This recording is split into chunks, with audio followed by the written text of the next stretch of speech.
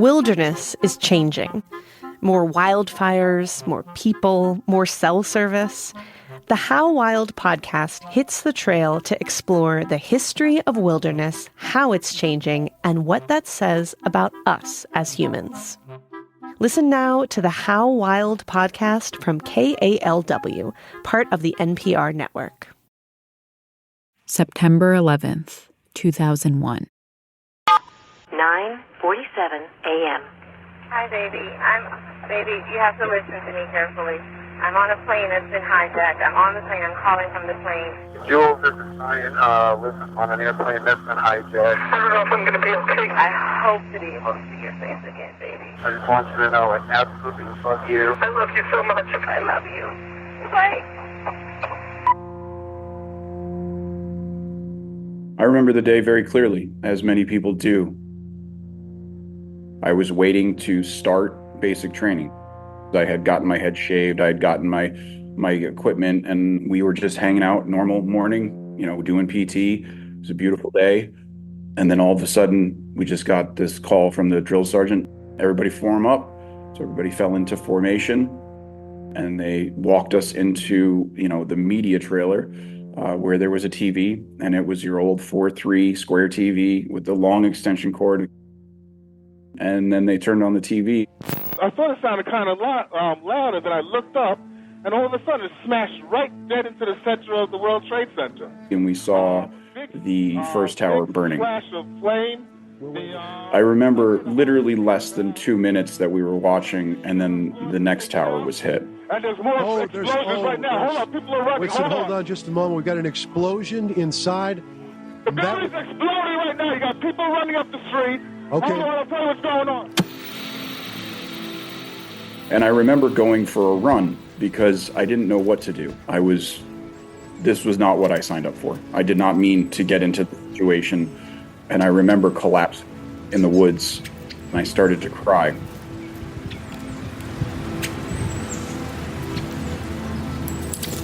Just staring up at the canopy in the woods and just being utterly terrified of what I had gotten myself into as a young 18-year-old boy. And now I was deployed into a war that I didn't understand. The reality that we existed in changed on September 11th for everyone on the planet.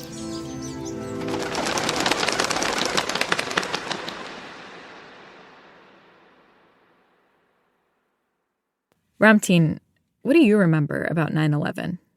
Wow. I know, softball question. That's a big question. God, what do I remember? I remember the intensity of it, the feeling of fear, not just around the attack and the horror of seeing like the TV coverage of the attack, but also just like what's going to happen to us, because it felt like the kind of country's attention was focused on Muslims, being Muslim American. There was this feeling of uncertainty. And I think for the very first time, I was very aware of my identity, that we're different. Yeah. Like almost from day one. I don't remember if it was on 9/11 or like soon after 9/11, but I remember there was this reporting coming out that my community in particular, this North Jersey Arab American community that was like right across the water from New York where the Twin Towers were hit, that people were celebrating in the street. I remember those stories. Yeah. I mean, I wasn't seeing any of that. I knew that, in our home or in the mosque or wherever, like people were talking about how afraid they were. They were confused. They had no idea who had done this. They didn't know why. My dad and his friends would be on the couch, like TV was on 24 hours a day. They were just watching the coverage on like CNN or whatever and arguing about this country is responsible, that country is responsible, kind of all the uncle level conspiracy stuff. Yeah, I distinctly remember like my dad being like, you should be suspicious of people in power. Whether we're talking about a cleric or a Congress member, they need to be held accountable. And I think a lot of that sort of, I don't know, I guess skepticism, I remember starting to see it make its way online.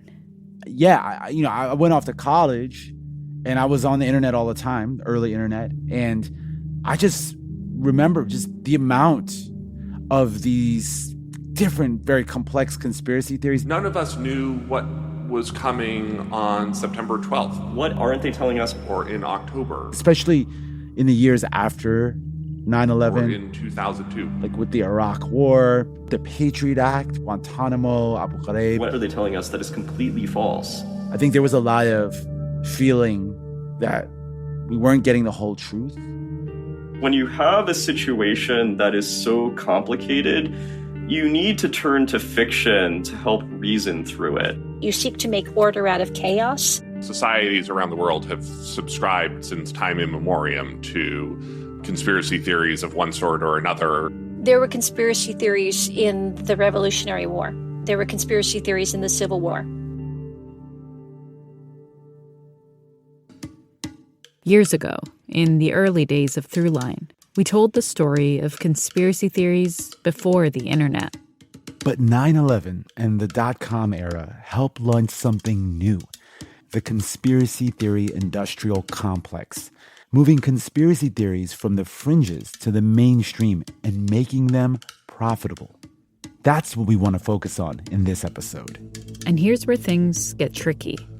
Sometimes the conspiracy theory turns out to be true, and some skepticism is key to holding people in power accountable in a democracy.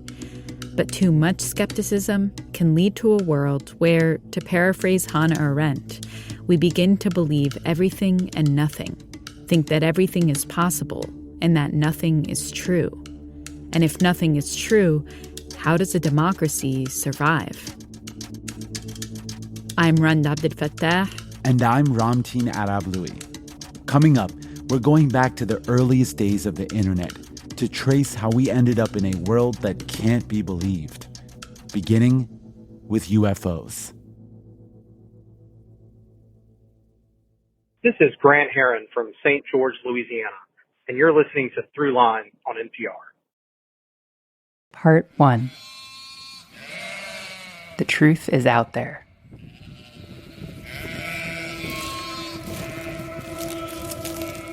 One summer day in 1947, a rancher near Roswell, New Mexico, came across something strange in the pasture where his sheep grazed. A field of debris he'd never seen before: tinfoil, rubber strips, and sticks. But he had heard stories of unidentified flying objects, UFOs. There had been a flurry of sightings across the country that summer, people claiming to see flying saucers flash across the sky. Could this be related? The rancher brought a sample to the local sheriff, who was also stumped. Before long, an intelligence officer arrived at the rancher's door. He swept the fields, gathered as much of the debris as he could find, and left, leaving the rancher to wonder, what are they hiding? Look, up in the sky, it's a bird! It's a plane! What was it they really saw? That question started spreading on the airwaves. Man is not alone. The mind fills it with fantasy. Yesterday's fantasy sometimes turns into tomorrow's reality.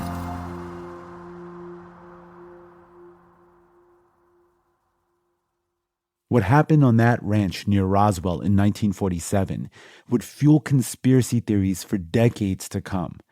At first, people speculated it was a secret Soviet spacecraft. It was the beginning of the Cold War. But eventually, many people began to see it as ground zero of the alien invasion that the government was covering up. And that last part, the cover-up, was there no matter what version you believed. The idea that some people in power were keeping something from you and me, the powerless. I do not agree with the means by which the powerful few have chosen for us to reach the end. But unless we can wake the people from their sleep, nothing short of civil war will stop the planned outcome. This is the voice of Milton William Cooper. Most people knew him as Bill. He's reading from a book he wrote in 1991 called Behold a Pale Horse. We have been taught lies. Reality is not at all what we perceive it to be. To this day, it is considered a kind of conspiracy theory manifesto. It's actually the #1 bestseller in the American prison system and has been cited by everyone from far-right militia members to rappers like Wu-Tang Clan, Talib Kweli, Nas, and Tupac Shakur. The book is 500 pages long, and there's something in it for everyone. AIDS was created in a lab to wipe out Africa. JFK was assassinated because he was about to reveal that aliens were on the verge of invading Earth. Cooper was a former naval intelligence officer during the Vietnam War, and he claimed, without evidence, that he saw firsthand documents talking about the government conspiracy around crashed alien spacecraft. Majesty 12 is the secret group that is supposed to control extraterrestrial information and projects. He cast himself as a whistleblower, a word that had taken on new meaning in American life during the Vietnam War era. I've earned every cent. I have never obstructed justice. That I welcome this kind of examination. I'm not a crook. The 1970s were defined by a series of real-life conspiracies brought to light by whistleblowers and journalists. There was Watergate, when the American public learned that President Richard Nixon had repeatedly lied to them about his involvement in a break-in at the Democratic National Committee headquarters.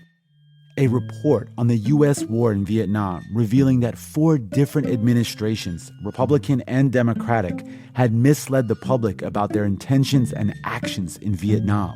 The CIA had attempted to assassinate foreign leaders. The FBI had carried out a 15-year operation called COINTELPRO that spied on and tried to sabotage civil rights leaders and groups like the Black Panther Party. And the U.S. Public Health Service had conducted a 4-decade study on 600 black men in Alabama, intentionally withholding treatment for syphilis without informed consent. Many Americans realize with horror for the first time that presidents would lie to the American people, that the government will lie to the American people. This is Garrett Graff. I'm a journalist and historian and author of books on subjects including Watergate and UFOs and 9/11, and I'm the host of a history podcast called Long Shadow. This may be the most startling film you'll ever see.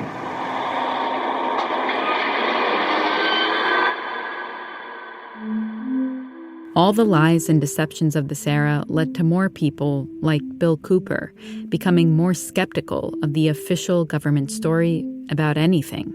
And the rise of a paranoid fringe that's trying to understand all of this change. I felt something staring at me, or a feeling of being watched. And I turned around, and that's when I saw Bigfoot. For some, conspiracy theories became a kind of outlet to imagine things they couldn't see to help them deal with the things they could.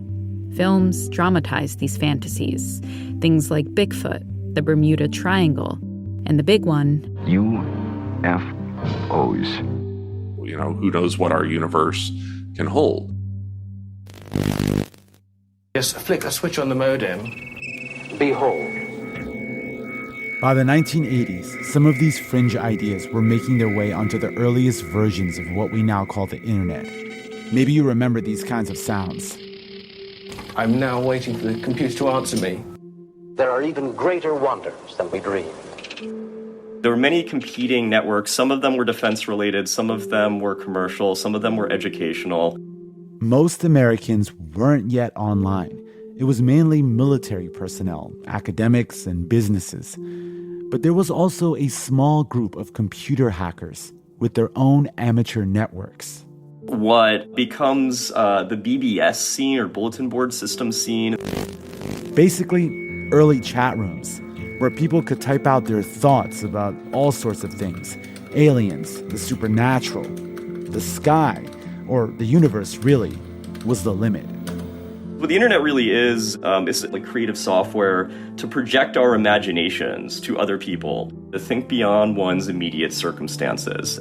To expose things that had been hidden and to fuel our wildest fears and fantasies in real time with the click of a button.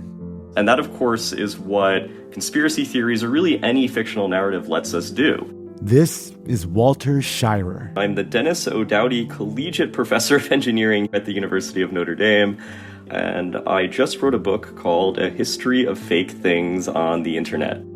Walter says fake things have been on the internet almost from the start, and that some of the most effective fake things are the ones you can't disprove. I think really any good conspiracy has that avenue, right? Where it's like, well, it could be true. Bill Cooper started to build a name for himself on one of those bulletin boards called Paranet. It was dedicated to all things UFOs. There, he pushed the idea that aliens were colluding with secret government forces. Eventually, he gained enough of a following that he was able to take his message to the airwaves with a radio show called The Hour of the Time. In the coming months and hopefully years, this show is going to bring you information that is not available to the public, ladies and gentlemen, in any form. In 1987, something called the Fairness Doctrine, which required broadcasters to feature multiple perspectives on a given topic, was abolished. And suddenly, the radio, this old-school thing that seemed more and more out of date, found a new life. For conservative talk radio hosts in particular, it became a kind of on-air version of online chat rooms and pushed the envelope of what those conversations could be. It's a very angry voice.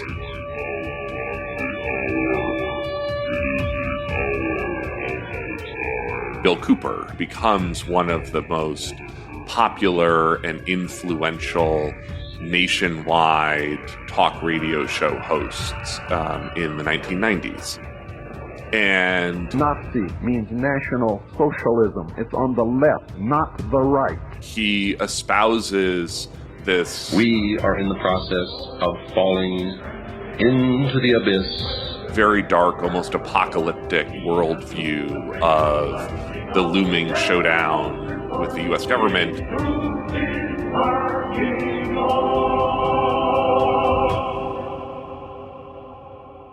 Profound and powerful forces are shaking and remaking our world.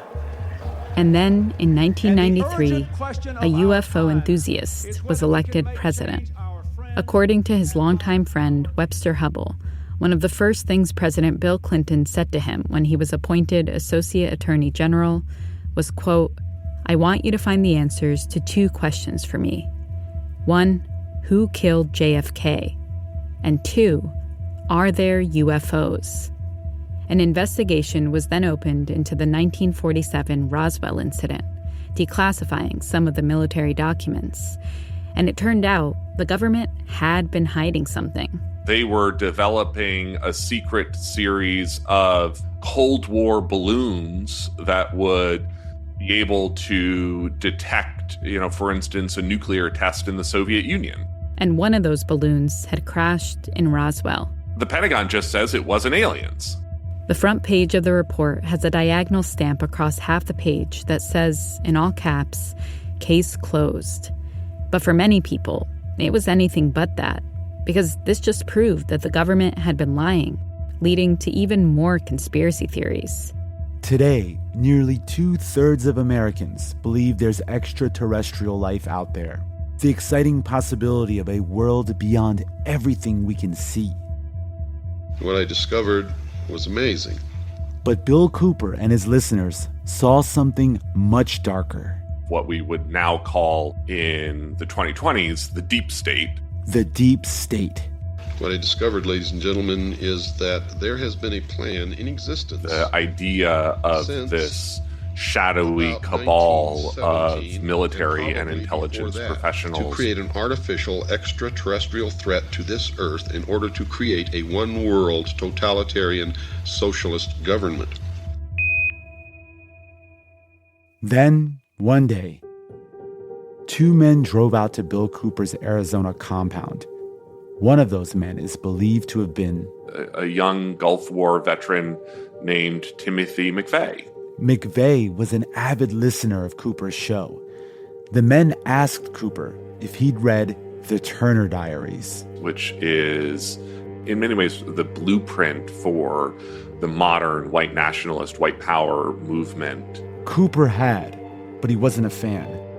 Before the men left, they turned to Cooper and said, "Watch Oklahoma City." And then on April 19th, 1995, a massive explosion ripped apart the main federal office building in Oklahoma City today. At least 20 people are confirmed dead. People were screaming. I was screaming. People were hollering, was anybody okay? Was anybody killed? The Oklahoma City bombing is still the deadliest domestic terrorist attack in American history. After the bombing, Cooper was called the most dangerous radio host in America, a title he wouldn't hold for much longer. Hello, caller, you on the air? Yes, Alex, how you doing? Pretty good. I was just kind of curious if it's true that the police can have laser or infrared beams and project those into your house to basically... Yeah, the Austin Police Department's... in the mid-1990s, there is a young public access host named Alex Jones, who is sort of just starting his media career. Alex Jones grew up in a suburb outside Dallas, listening to Bill Cooper's radio show. And Jones eventually switched from public access television to talk radio and began to make a name for himself as a firebrand, which soon led to him getting fired. Alex Jones, who is either Austin's great exposer of truth or a black helicopter conspiracy nut, depending on your worldview, has been canned from his evening talk show, The Austin Chronicle. The station manager said his views were just too hard to sell to advertisers. Jones said the real reason was, quote, purely political. Jones then decided to start his own website. He bought the domain name InfoWars for $9 and began broadcasting from home. If traditional advertisers didn't want him, he would find new ones on the internet. Mainstream media, government cover-ups. You want answers? Well, so does he. And now, live from Austin, Texas, Alex Jones. Coming up, the conspiracy theory industrial complex is born. Hi, this is Soka from Fairbanks, Alaska, and you're listening to Throughline from NPR. It's a high-stakes election year, so it's not enough to just follow along. You need to understand what's happening so you are fully informed come November. Every weekday on the NPR Politics Podcast, our political reporters break down important stories and backstories from the campaign trail so you understand why it matters to you. Listen to the NPR Politics Podcast wherever you get your podcasts. For a while now, you've probably been hearing about book bans, how they're gaining momentum everywhere in Texas, in Missouri, Florida, and Pennsylvania. On the Code Switch podcast, we're taking a look at why. Why are so many books suddenly considered so dangerous to kids? Listen to our new series on the Code Switch podcast from NPR. Part 2. Truthers.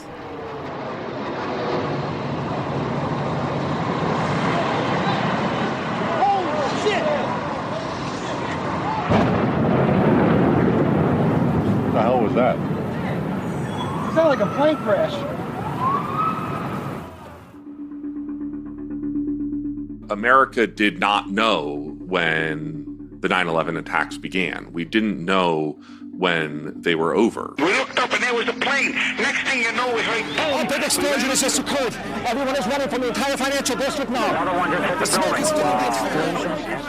building. For most of us, 9/11 was a jumbled mess of confusion and uncertainty. But Alex Jones, broadcasting from his home in Austin, Texas, was on air claiming to know exactly what happened. They were CIA with double passports and were being protected. And they thought they were taking part in a hijacking drill that day. You can't find his broadcast from that day anywhere online.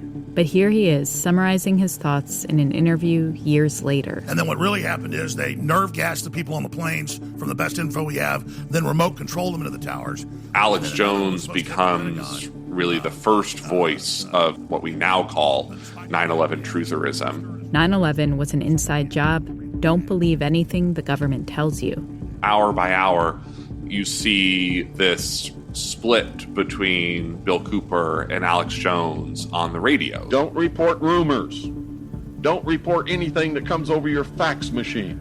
Don't report anything that you hear from Alex Jones. Bill Cooper was no stranger to outlandish conspiracy theories. But Garrett Graff says Cooper always thought he was telling the truth. The only thing that I want to hear about are facts. I think what he saw emerging in Alex Jones was a willingness to lie. Bill Cooper died just a couple months after 9/11. He was killed in a confrontation with officers at his home. Alex Jones is left as the sort of last conspiracist standing. But it gets worse. What I'm saying, there's thousands of pieces of data. They didn't find one. They found 2 hijackers' passports unburned. In the weeks after 9/11, we learned that 19 members of the Islamist group Al-Qaeda had hijacked 4 commercial planes. 2 hit the towers of the World Trade Center in New York City. 1 hit the Pentagon outside Washington, D.C., and the 4th one crashed in a field in Pennsylvania. The attacks killed nearly 3,000 people. The leader of Al-Qaeda, Osama bin Laden, was believed to be hiding in Afghanistan. On my orders, the United States military has begun strikes against Al-Qaeda terrorist training camps. My local paper did an article on me. The headline is, "Terrorism must be dealt with," which is a quote from me, because that's what I believed. A week after completing basic training, Corey Rowe was deployed to Afghanistan. And a couple of years into his service, Corey learned he was being redeployed to Iraq. Iraq continues to flaunt its hostility toward America and to support terror. It was 2003. The Bush administration had contemplated an invasion of Iraq since 2001. States like these and their terrorist allies constitute an axis of evil, arming to threaten the peace of the world. President Bush consistently connected Iraq to the war on terror, even though there was no clear evidence for Iraq's involvement in 9/11. But the thing that tipped the scales was a claim cited over and over again by Bush administration officials. Simply stated, there is no doubt that Saddam Hussein now has weapons of mass destruction. Weapons of mass destruction. Weapons of mass destruction. Every statement I make today is backed up by sources, solid sources. These are not assertions. What we're giving you are facts and conclusions based on solid intelligence. Many media outlets across the country reported credulously on the administration's claims, most prominently the New York Times. And with their help, the administration sold the invasion to the American people.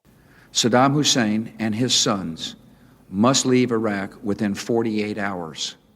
We were the tip of the spear as, George W. Bush gave his ultimatums to Saddam Hussein.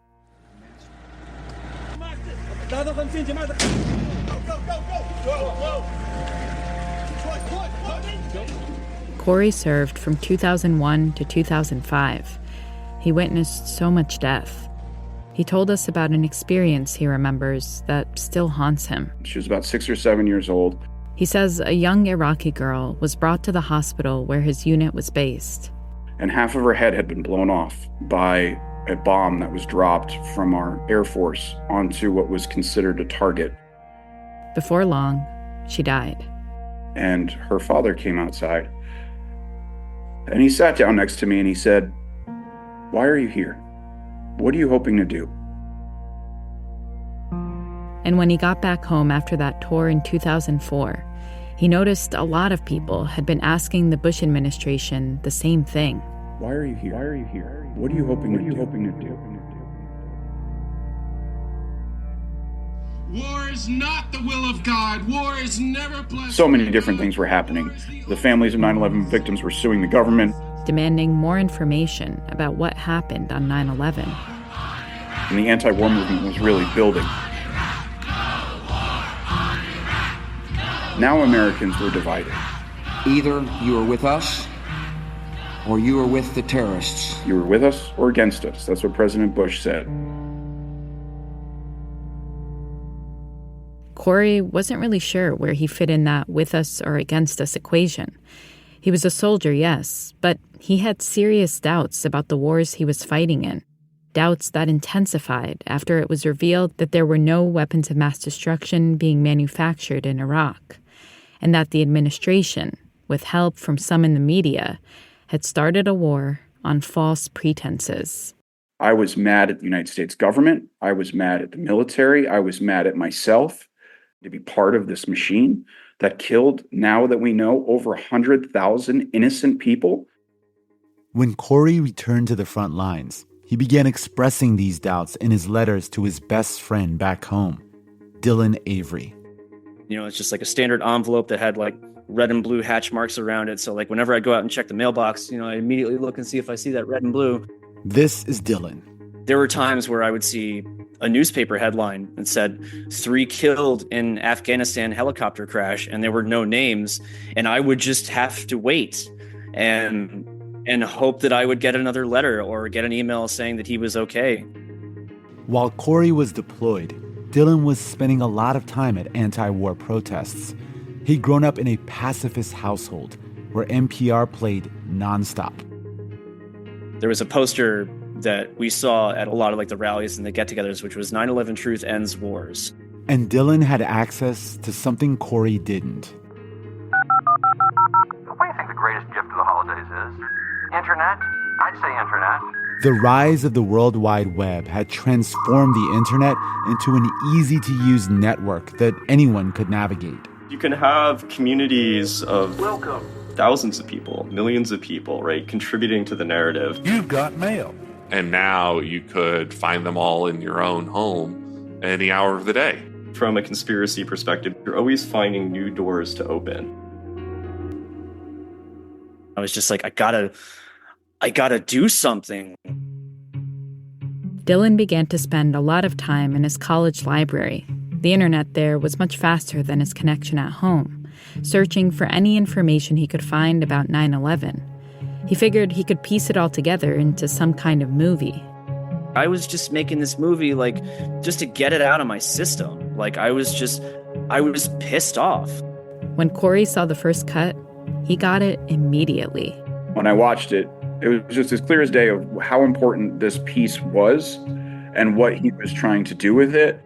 Corey decided to leave the military to work on this documentary with Dylan. Fact-checking wasn't a real thing back there. It was more about what's the best information that we have available today. Let's go with that.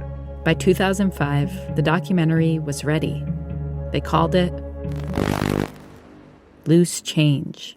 It's a collection of small things that add up to be something greater than their parts. 9:59, New York City, New York. The South Tower of the World Trade Center collapses to the ground in approximately 10 seconds. 29 minutes later, the North Tower follows suit, collapsing in approximately 10 seconds. The building's tenants included the CIA, Department of Defense, IRS. It definitely feels like a lot of things mashed up together. You're taken from one claim to the next, screenshots of declassified government documents and ground zero footage playing. Though there are elements of truth to some of the claims, many of them have been outright debunked, including the idea that the Twin Towers were brought down by a planned demolition. But their core message fed into a popular idea online, summed up by an early meme. Bush did 9/11. In the beginning, Corey and Dylan had mostly just handed out DVD copies of Loose Change. But now, they put out a second edition online, and it went viral. We were #1 on Google Video. An early streaming service. Because what happened was he uploaded it in English, and then somebody in South Korea would download it and re-narrate it or subtitle it in their language and re-upload it, and then someone in Germany would do it, someone in Japan would do it. We were the lightning strike, and it happened at the perfect time where video sharing is starting to take off. People are starting to not trust the war, which means that people are starting to not trust the government, which means that people are starting to question what else they've been lied to about. There was no advertising model in place for viral videos yet, so they weren't actually making much money off of this. We needed money. So we took a loan from Alex Jones. Alex had such a huge platform. And we started working on Final Cut. Loose Change, Final Cut, would be an updated version of the original documentary. Alex Jones was an executive producer. We generally did not understand the danger that he could bring to what we were doing. By now, it was 2007, and there was a way to make money on the internet. A new video streaming service called YouTube let anyone post a video online independently. And whether it was a video of a cat or a conspiracy theory, as long as people were watching, advertisers were paying. Alex Jones realizes that there's really good money in these conspiracies. Just type in Pentagon tested gay bomb on Iraq. They didn't consider using it. They've used it on our troops. He got involved in more projects. He also got louder. I don't like them putting chemicals in the water that turn the friggin' frogs gay. For Corey and Dylan, enough was enough. They started taking Final Cut down. We don't want it being out there because we don't want any association with Alex Jones. He didn't have our and the movement's best interest at heart. We split up and went in our different directions. I mean, it was a bit of a relief. I was tired of just like having to just live inside 9/11 for so long that, I was like, all right, I don't have to do this anymore. Meanwhile, Alex Jones was building an empire. As the 2000s unfold, wherever there's a conspiracy, there's Alex Jones. Barack Obama runs for president. Jones spreads the theory that he's not a U.S. citizen. The Great Recession hits. Jones says it was orchestrated by shadowy forces. A mass shooting at Sandy Hook Elementary takes the lives of 20 children between 6 and 7 years old. Jones tells millions of listeners that it's a hoax. They're recycling a green screen behind them. Above all, he sells the idea that all of this is being engineered by a shadowy deep state. He was speaking to that same feeling of powerlessness and frustration that Bill Cooper had channeled back in the 90s. The difference was, once Jones had your attention, he then tried selling you on all kinds of other things.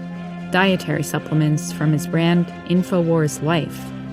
Disease organisms like bacteria and cancer cannot survive in an alkaline environment. And apocalypse prep gear. Covert phone and voice recorders, powerful binoculars, security systems, hidden safes, and much more. The apocalypse for Alex Jones turns out to be really profitable. Profitable to the tune of tens of millions of dollars each year. I think he really sort of pioneered the whole shtick. He's using the internet in a very effective way in terms of getting you to the store that a lot of people have then subsequently copied. By 2016, the InfoWars website had millions of visits per month, and many of Jones's disciples were potential voters. Corey remembers when he realized what that meant. There was a moment in American politics when everything changed. And that was when presidential candidate Donald Trump went on Alex Jones's InfoWars, and Alex interviewed him. They became friends. Trump becomes sort of the conspiracist in chief. And thanks to social media, he was able to share those ideas directly with voters. In 2018, Alex Jones was removed from Twitter, now X, and all InfoWars content was taken down from YouTube, Apple, and Facebook. But not before he helped get the word out about a new conspiracy theory called QAnon. The post began soon after Trump said this in October 2017. Could be the calm before the storm. What storm, Mr. President? You'll find out. And while it has been widely disproven, QAnon has led to real-world consequences. Police say that Welch told them that he showed up at the D.C. pizza restaurant to get to the bottom of what appears to be an utterly bogus story about child abuse promoted on the internet. On January 6, QAnon's presence in the mob was unmistakable.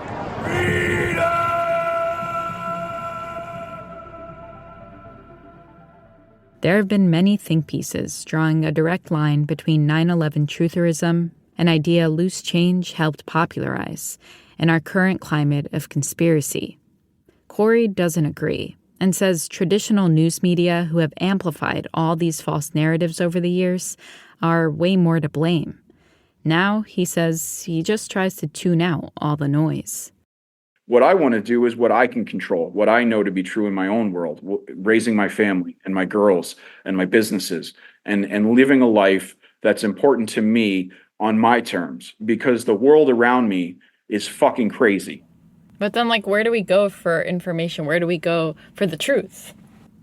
You go to yourself, because it doesn't ultimately matter what the truth is, right? Doesn't it, though? Does it? Does the truth matter? That's a great question. Does the actual truth matter anymore?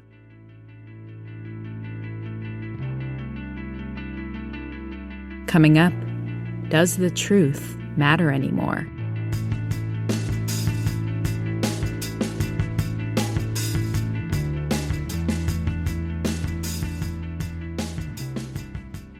This is MJ from Detroit, Michigan, and you're listening to Throughline. I'm Danielle Kurtzleben. I cover the presidential campaign for NPR, so I go to rallies, a lot of them. I want to hear what the candidates say, talk to voters, and find out what ideas are resonating. And I put it all in my reporting to help you make sense of this election. It's why being there is important. To help support this work, sign up for NPR Plus. Go to plus.npr.org. There are a lot of ways for humans to both slow the pace of climate change and adapt to our new reality. NPR is spending a week exploring areas where we can improve. Addressing food waste turns out to be one of the biggest climate solutions of them all. Join us for a look at the future of food with NPR's annual Climate Solutions Week. Explore with us at npr.org/Climate Week. If you're hearing this, that means you haven't gone sponsor-free with NPR Plus. Join us on the plus side for awesome podcast perks across more than 20 NPR podcasts, including bonus episodes, behind-the-scenes content, sponsor-free listening, and more. Learn more and sign up at plus.npr.org and never hear this promo again. Part 3. The truth is the truth.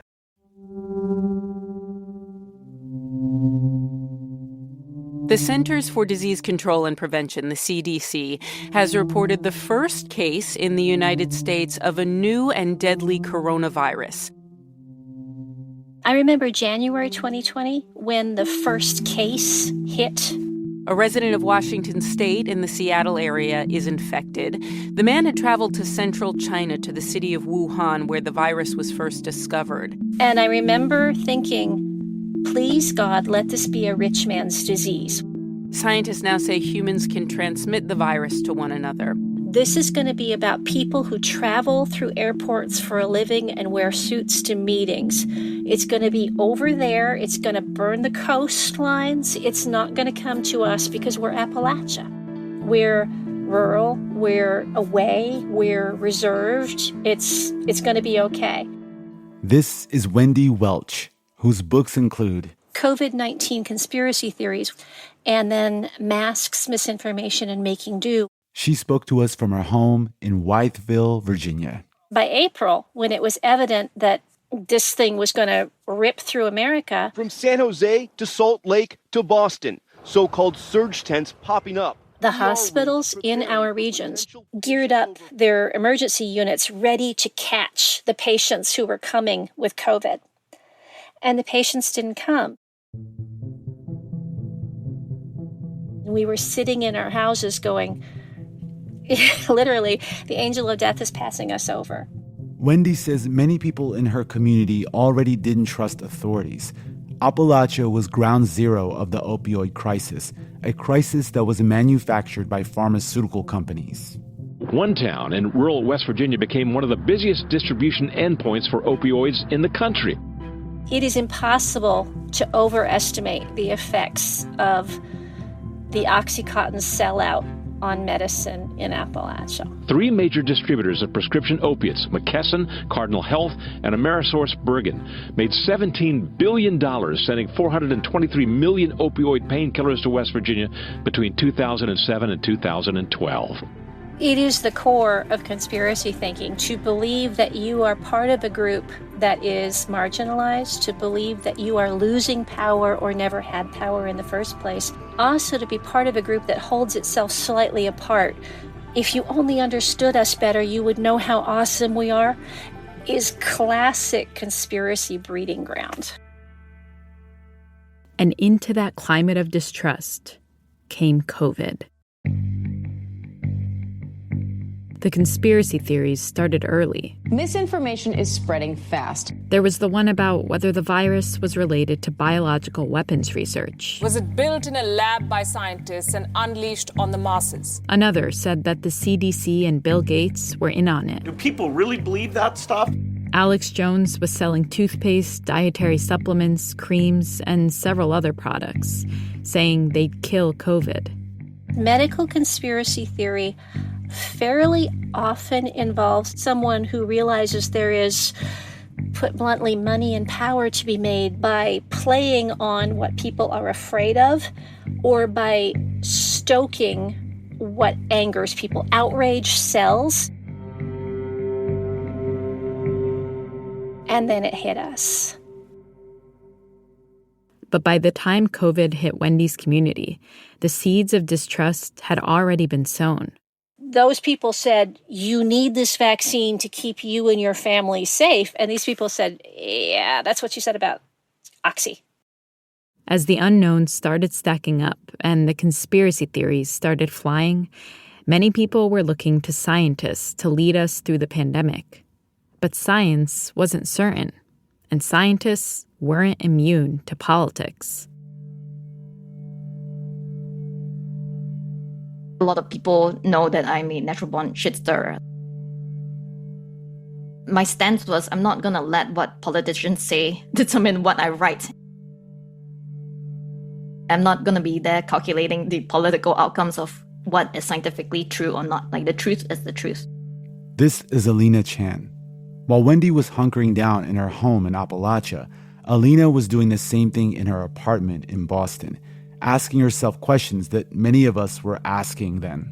Is this serious? What should we do to protect ourselves and our families? Is it safe enough to go back to work?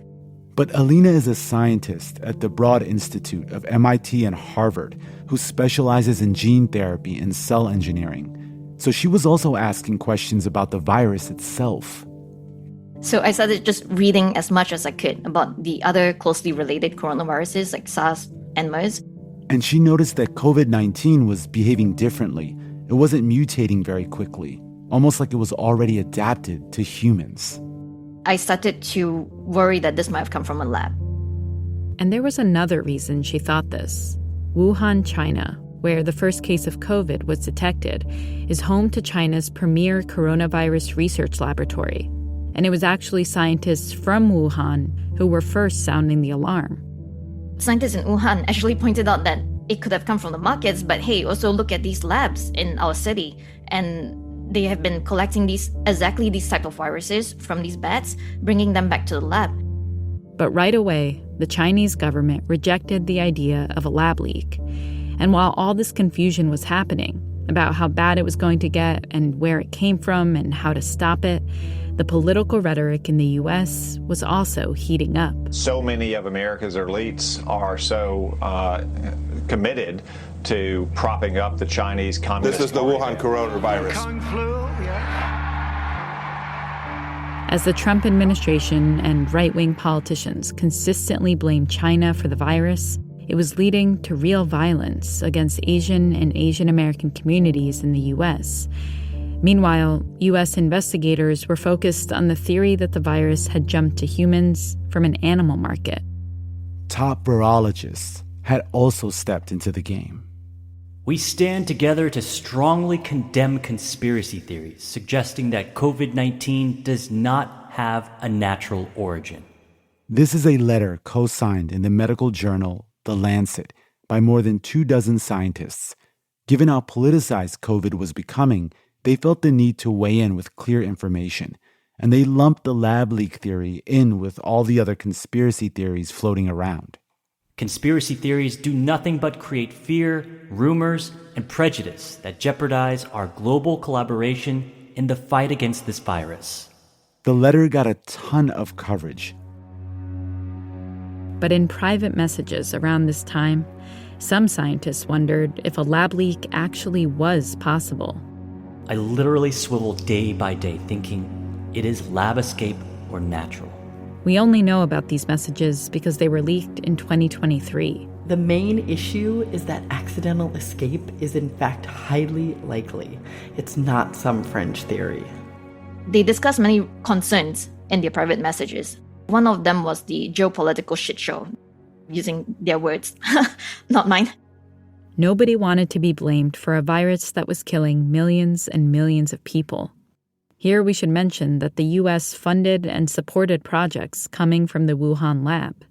If the lab was at fault for leaking the virus, the U.S. would also likely have to answer. But Alina says she wasn't focused on the politics.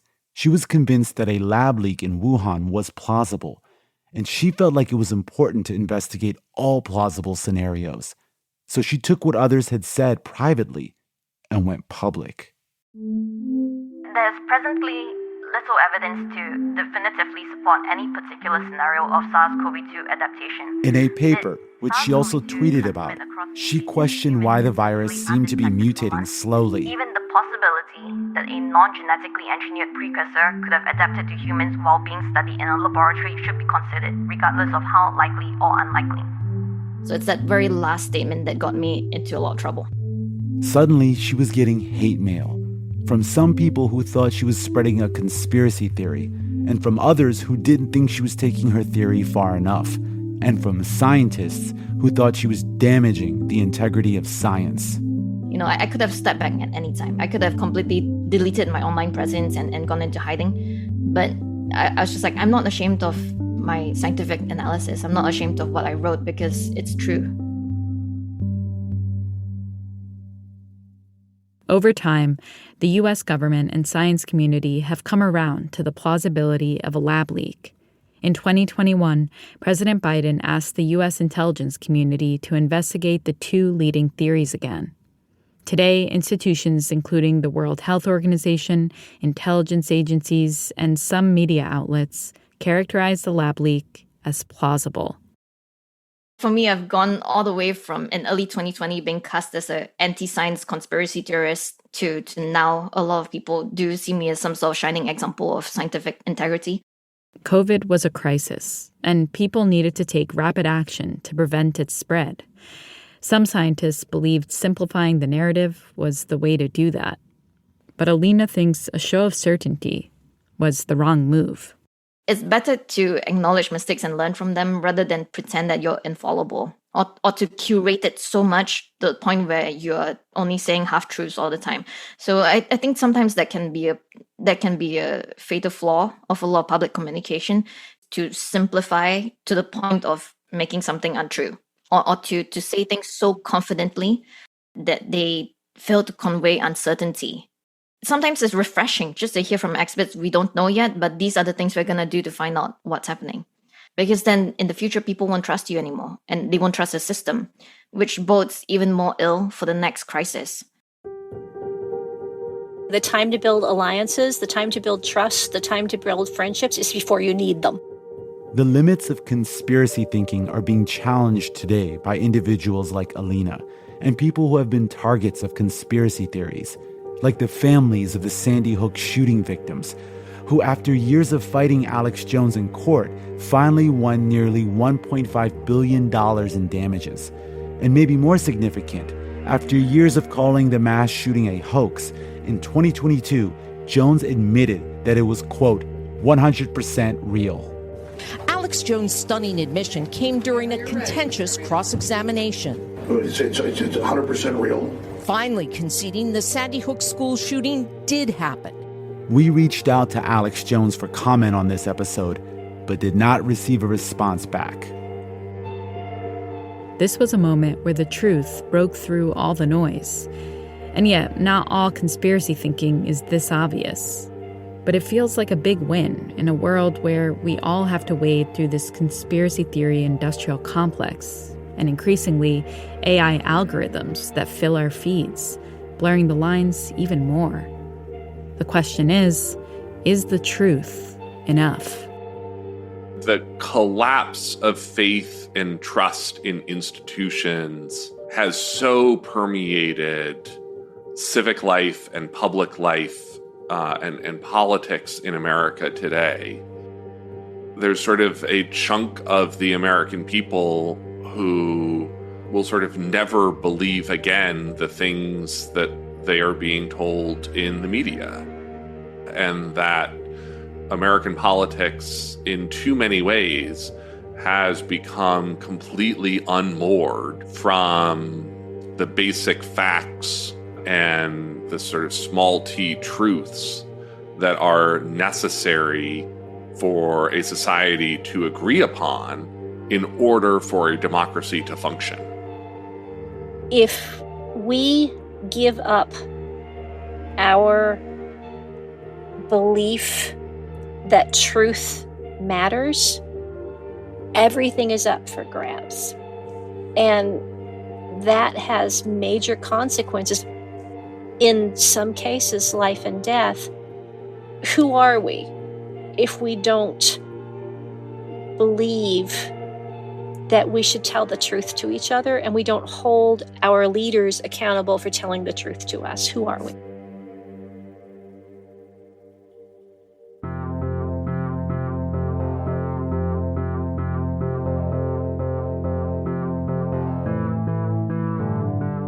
That's it for this week's show. I'm Rand Abdel Fattah. And I'm Ramtin Arablouei. And you've been listening to Throughline from NPR. This episode was produced by me. And me, and... Lawrence Wu. Julie Kane. Anya Steinberg. Casey Miner. Christina Kim. Devin Katayama. Sarah Wyman. Ying Tsai. Kiana Pakliwan. Rachel Horowitz. Lena Muhammad. Irene Noguchi. Fact-checking for this episode was done by Kevin Vogel. This episode was mixed by Robert Rodriguez. Thank you to Johannes Sturgi, Shannon Bond, Brett Neely, Tony Cavan, Barclay Walsh, Albert Jung, and Puneet Matiwala. And special thanks to Casey Miner, Devin Katayama, Ali Katayama, and Anya Steinberg for their voiceover work. Music for this episode was composed by Ramtin and his band, Drop Electric, which includes Anya Mizani, Naveed Marvi, Sho Fujiwara. And finally, if you have an idea or like something you heard on the show, write us at throughline@npr.org. Thanks for listening. This message comes from NPR sponsor Grammarly, the secure AI writing partner that understands your business. With Grammarly's AI, what used to take a few hours only takes a few clicks. Learn what better writing can do for your company at Grammarly.com. Grammarly. Easier said, done. Know that fizzy feeling you get when you read something really good, watch the movie everyone's been talking about, or catch the show that the internet can't get over? At the Pop Culture Happy Hour podcast, we chase that feeling 4 times a week. We'll serve you recommendations and commentary on the buzziest movies, TV, music, and more. From lowbrow to highbrow to the stuff in between, catch the Pop Culture Happy Hour podcast from NPR.